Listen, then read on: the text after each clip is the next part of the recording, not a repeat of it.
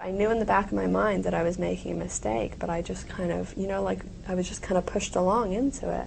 I mean, generally They speaking, told me the only reason I was not joining was my reactive mind, which was controlling me and telling me not to do it because your reactive mind stops you from doing good things, and this was a good thing. And I couldn't confront and take the responsibility to do it because of my reactive mind. So I should be bigger than my reactive mind and go and do it. So then I was like, oh yeah, I don't want my reactive mind to control me, so I better do it. They use virtually any tactic, from yelling to, they'll show you like newspaper clippings of horrible things that have happened in the news and say like, we try to stop this, and ever since we've been working on this area, you know, the crime has gone down and we've helped all these families, and you think, oh God, you know, I'd be such a horrible person if I didn't go in here and help them out in this, and I would just be irresponsible and not doing my duty towards all of mankind. That's exactly that sort of thing. And they also show you this policy that L. Ron Hubbard wrote saying, and it was written in 1970, and it said in 30 years the planet won't support human life. And then they told us the only reason it still is supporting human life, because this was in, I don't know, 93, so we had 7 years to go, but the only reason it's made any improvement is because of Scientology, and if we don't keep going, the planet isn't even going to be able to support life. So you have half of me going like, I can't let my reactive mind control me, and half of me going, I have to help mankind.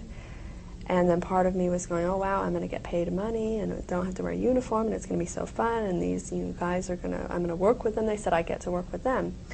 So the next day I started what's called the Estates Project Force, which is boot camp.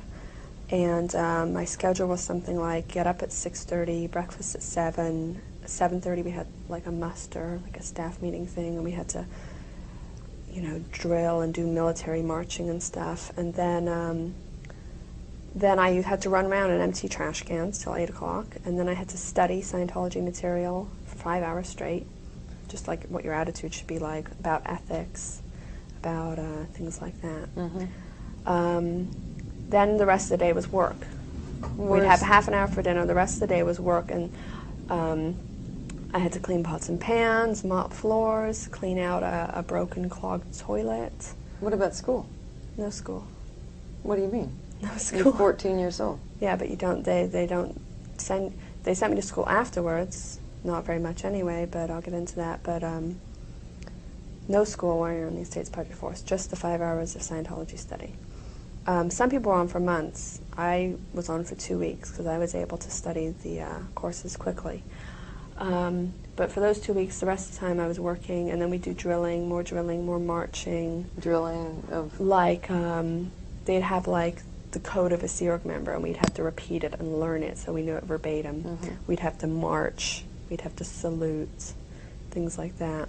So that went on for 2 weeks. I finished. I went to start working at British Publications. The day I started working there, they told me, you're being temporarily transferred.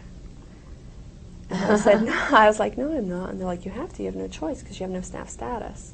You have to complete some courses before you have any rights as a staff member, which even when you complete the courses, they can still transfer you. Of course, the people that are telling you this aren't the same people that recruited you. No, no. But they said, it's just temporary, it's 2 months, you'll be right back here. So I agreed to it. I said, okay, I can take it for 2 months. Then I had to wear a uniform, and I went to work as the International Justice Chief's administrator. I was like their secretary. So the International Justice Chief is the one who is responsible for declaring people suppressive persons, which means, you know, no one in Scientology can speak to them anymore if they've done something wrong.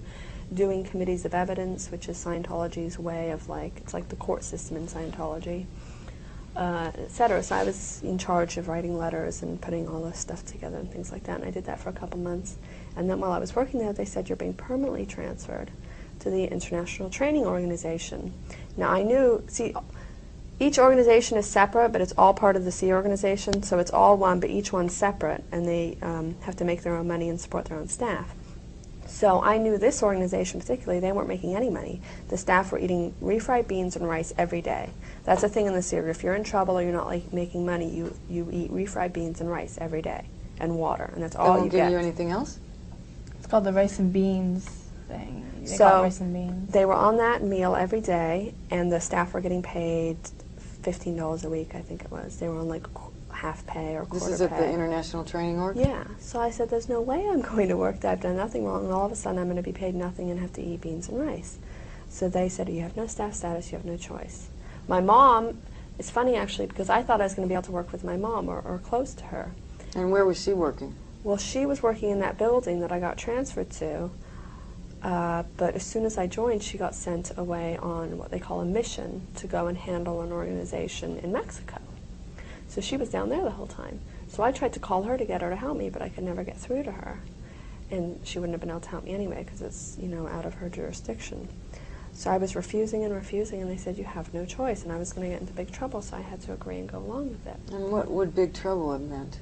It would have meant lower conditions. What does that mean? Yeah, you get like penalized, you have to do amends, do work on your own time to make up for what you've done. You have to get everyone's permission to come back into the group.